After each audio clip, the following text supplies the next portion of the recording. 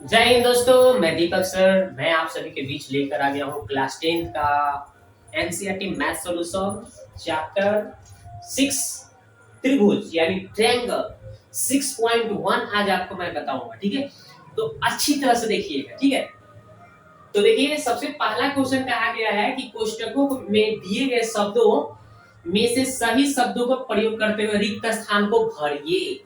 रिक्त स्थान को भरना है। यहाँ देखिए रिक्त स्थान रिक्त स्थान रिक्त स्थान रिक्त स्थान को भरना है। ठीक है, तो इसका हम बेसिक कंसेप्ट इसके पहले वीडियो वाले अपलोड कर दिए, उसको आप नहीं देखे तो उसको पहले देख लीजिएगा ताकि ये आप इजी तरीके से बना पाएंगे, समझ पाएंगे। देखिए, तो हमने बताया था आपको बेसिक कंसेप्ट में कि सभी वृत्त क्या होते हैं, तो सभी वृत्त समरूप होते हैं। आपको मैंने बताया था कि सभी वृत्त क्या होता है, समरूप होते हैं। समझ गए? तो इसका आंसर दोस्तों कौन सा हो जाएगा, समरूप पर टिक करना है। यानी कि आपका इसका आंसर हो जाएगा समरूप, तो यहाँ पे आप भर देंगे समरूप। ठीक है, तो यही होगा इसका आंसर, पहला का हो गया समरूप। कहीं भी वृत्त की बात कर दे, सभी वृत्त बड़ा हो छोटा हो कोई बात नहीं, बड़ा छोटा ये सारा समरूप होगा। ठीक है ना, हमने बताया था आपको। सर्वांशम कब होता है, जब एक दूसरे को ये आकृति इसको ढक दे रहा है एकदम, इसका आमाप और इसका आमाप अगर बराबर हो जाए और आकृति बराबर हो जाए तो वो हो जाता है सर्वांशम। ठीक है, तो इसमें समरूप हो जाएगा। ठीक है, हमने आपको चूंकि बेसिक कंसेप्ट में बताया था कि सभी वृत्त समरूप होते हैं, सभी वर्ग क्या होते हैं, समरूप होते हैं। हमने बेसिक कंसेप्ट में बताया था आपको, तो यहाँ भी हो जाएगा समरूप। ठीक, ओके। और सभी समबाहु त्रिभुज समरूप होते हैं। हमने बताया था बेसिक कंसेप्ट में, तो यहाँ पे हो जाएगा समबाहु त्रिभुज। कौन सा त्रिभुज, सभी समबाहु त्रिभुज। याद रखिएगा कौन सा, सभी समबाहु त्रिभुज समरूप होते हैं। ओके, आगे देखते हैं। भुजाओं की समान संख्या वाले दो बहुभुज समरूप होते हैं यदि उनके संगत कोण क्या हो, बराबर हो। हमने बताया था आपको, ये लिखाया था शर्त, संगत कोण बराबर हो और उनके संगत भुजाएं क्या हो, समानुपाती हो। समानुपाती हो, है ना, समानुपाती। ठीक है, यानी कि पहला वाला में ये बराबर भरना है और दूसरा वाला में समानुपाती भर देना है। तो ये देखिए आपका ये आंसर दोस्तों क्या हो गया सबका। हमने सभी भरने वाले का क्लियर कर दिया कि किसमें क्या भराएगा, कैसे भराएगा। हमने बेसिक में भी बहुत अच्छी तरह से बताया था। अब देखते हैं, एक नंबर तक आपका क्वेश्चन क्लियर हो गया। अब हम 2 नंबर कैसे बनाएंगे वो देखते हैं।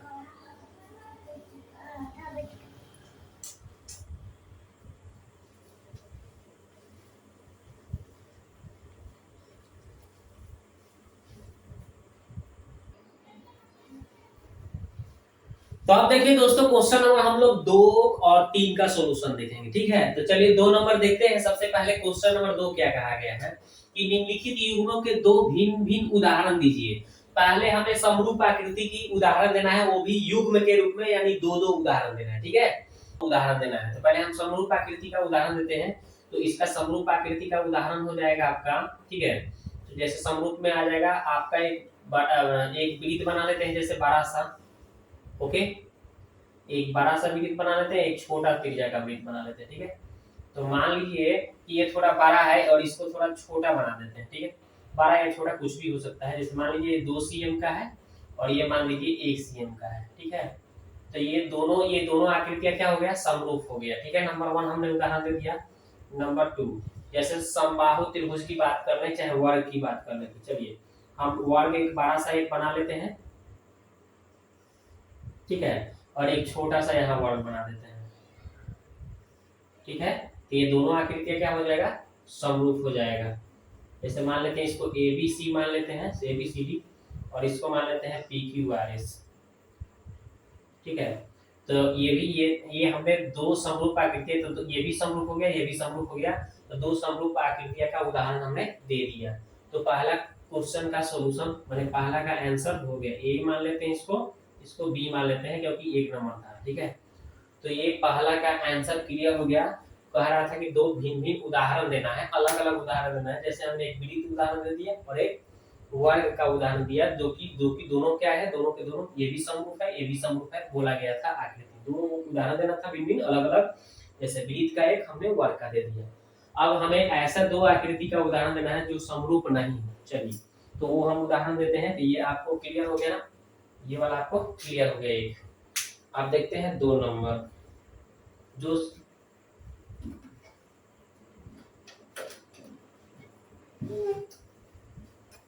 जो आपका समरूप आकृति नहीं हो, है ना। तो चलिए अब 2 नंबर बनाते हैं, इसको मिटाते हैं, नंबर 2 बनाते हैं। चलिए हटाते हैं इसको। तो देखिए 2 नंबर क्या कहा गया है कि ऐसी आकृति जो समरूप नहीं हो, है ना, जो समरूप आकृतियां नहीं हो। तो 2 नंबर जो क्वेश्चन है उसका हमें उदाहरण देना है। तो क्या बोला है, ऐसी आकृतियां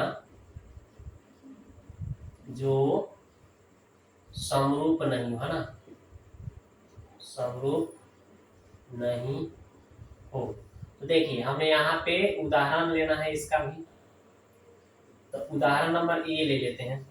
तो एक हम पहले वर्ग बना देते हैं, ठीक, और एक हम क्या करते हैं, त्रिभुज बना देते हैं, जो कि दोनों का आकृति तो अलग अलग हो गया ना, आकृति अलग अलग हो गया तो ये समरूप नहीं है ना, ये हो गया पहला। दूसरा हम एक वृत्त बना लेते हैं, ठीक है, एक वृत्त बना लेते हैं और एक वर्ग बना देते हैं, चाहे त्रिभुज बना देते हैं, कुछ भी, ठीक है। चलिए हम त्रिभुजे बना देते हैं दूसरा। अलग अलग उदाहरण हो गया ना।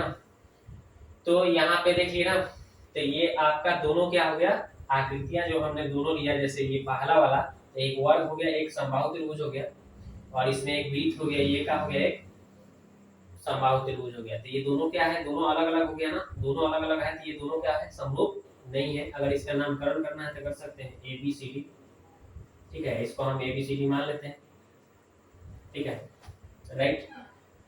तो इसी तरह से इसको भी चाहेंगे तो एबीसी त्रिभुज को मान सकते हैं, और इसका कुछ त्रिज्या लेना है तो ले सकते हैं, तो सीएम मान के चलिए, ठीक है। तो ये दोनों के दोनों हो गया क्या, ये आकृतियां समरूप क्या है, नहीं है, ठीक है। इसको ऐसे हम एबीसीडी मान लेते, इसको हम पीक्यूआर मानते हैं ताकि थोड़ा अलग दिखे, ठीक है ना। तो एबीसीडी वर्ग है और पीक्यूआर क्या है, एक समबाहु त्रिभुज है, तो इसलिए दोनों यह समरूप नहीं हुआ, ये दोनों भी समरूप नहीं हुआ। तो ये भी आपका क्लियर हो गया। अब चलते हैं तीसरा क्वेश्चन देखते हैं। केवल हमें उदाहरण देना था, तो उदाहरण हमने चित्र बनाकर बता दिया। चलिए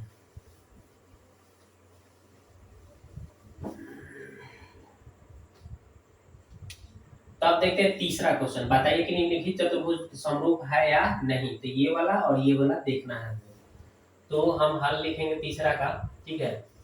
तो क्या लिखेंगे,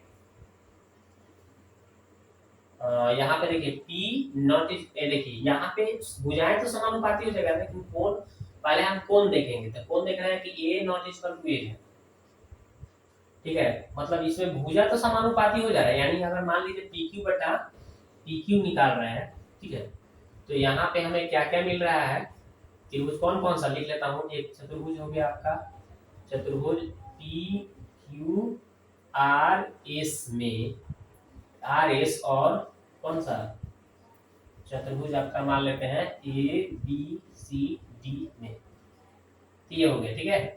तो इतना और इतना में देख रहे हैं, तो हमें क्या हो रहा है, भुजाएं पहले देख रहे हैं, PQ बटे कौन सी, AB, मतलब इतना बटे इतना, ठीक है, इसको देख ले रहे हैं। और ये QR बटे कौन सी, BC, QR बटे BC, और कौन सा हो गया, QR बटे BC, तो RS बटे क्या हो जाएगा, RS बटे CD, और एक और हो जाएगा आपका कौन सा, SP बटे कौन सा, SP बटे हो जाएगा आपका SP बटे DA, राइट, SP बटे DA। तो चलिए ये तो हो गया आपका। तो यहाँ पे इसका मान देखिए 1.5 हो गया इसका मान, और इसका मान 3 है, इसका भी मान 1.5 है और उसका मान 3 है, इसका भी 1.5 है और 3 है, 1.5 है और 3 है, ठीक है ना। तो ये हमने कर लिया। आप देखिए काटिएगा ना, तो 1.5 दूना 3, 1.5 दूना 3 बेगुना 3 बेगुना 3, यानी सब का सब 1/2 आ रहा है। सब का अनुपात क्या हो रहा है? बराबर आ रहा है। सबका अनुपात क्या हो गया? बराबर आ रहा है। आ रहा है ना बराबर? लेकिन कोण देखने पर ना, लेकिन देखने पर क्या हो रहा है? कोण देख रहे हैं तो P नॉट इक्वल टू क्या हो रहा है? A, ठीक है। और B Q not equal to क्या हो रहा है? आपका Q not equal to B, ठीक है। और आपका आपका अब क्या हो गया? R not equal to C एवं S नॉट इक्वल टू क्या हो गया? D, ठीक है ना। तो ये सब के सब क्या है? इसका कोण बराबर नहीं हो रहा है, ठीक है ना।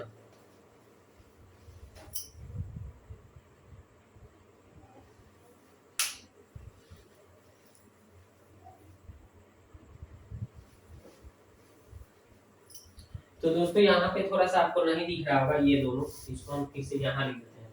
यानी P not equal to A, Q not equal to B, ठीक है, इसको हम यहाँ लिख देते हैं। और क्या हो गया?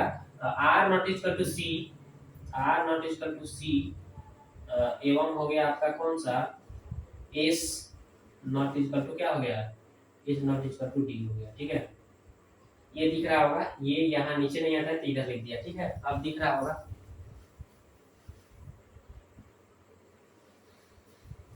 हाँ अब दिख रहा है। तो ये हो गया, मतलब भुजाएं तो, भुजाओं का अनुपात तो बराबर आ गया, लेकिन कोण बराबर नहीं आया ना, नहीं ना आया। तो इसको हम लिख सकते हैं कि अतः ये आपका दोनों दोनों बहुभुज क्या है बताइए कि समरूप है कि नहीं? समरूप है ना, पूछा है। तो ये दोनों तो समरूप नहीं ना होगा, संगत कोण तो बराबर नहीं है। अतः दोनों बहुभुज यानी कि आपका क्या हो गया? PQRS और अतः PQRS चतुर्भुज PQRS, देखिए PQRS है ना। और कौन सा? चतुर्भुज ABCD क्या है? समरूप नहीं है, ठीक है। ऐसे आपको बना देना था। फिर से एक बार समझा दूं, पहले हम सबका भुजाओं को देखिए, तो हमने क्या किया? तो सबसे पहले दोनों त्रिभुज, इतना और इतना त्रिभुज में हमने त्रिभुज नहीं चतुर्भुज PQRS ABCD, तो PQRS चतुर्भुज और ABCD चतुर्भुज में हमने लिया, तो भुजाओं का अनुपात निकाला, सबका भुजाओं का अनुपात निकाला, PQ बटे AB, QR बटे BC और RS बटे CD, है ना, और SP बटे DA। तो इस सब भुजाओं का अनुपात निकाला तो क्या आया गया? सबका अनुपात तो एक ही आ रहा है, यानी समानुपाती तो हो गया, लेकिन इसका कोण देखिए, इसका 90 डिग्री है तो देखिए इसका 90 से कम है, देख रहे हैं ना। और इसका देखिए 90 है तो इसका 90 से ज्यादा है, फिर 90 से इसका कम है, मैंने ये कोण अलग हो गया, इसका कोण अलग हो गया। तो कोण तो बराबर नहीं है, कोई भी कोण, चारों कोण संगत, चारों संगत कोण के बराबर नहीं हो रहा है, अलग हो रहा है, तो संगत कोण बराबर नहीं है। तो इसलिए क्या हो गया? ये दोनों यानी कि PQRS और ABCD दोनों चतुर्भुज क्या है? समरूप नहीं है, समझ गए। तो इस तरह से हम तीसरा भी क्लियर कर लिया यहाँ से। अब देखते हैं नेक्स्ट वीडियो में। ये वीडियो कैसा लगा आप कमेंट बॉक्स में जाके कमेंट कीजिए। हमने आपको 6.1 का जितना भी क्वेश्चन था इसमें सॉल्यूशन करके अच्छी तरह से बताया। अब 6.2 का सॉल्यूशन अच्छी तरह से लेकर आएंगे। तब तक के लिए जय हिंद, जय भारत।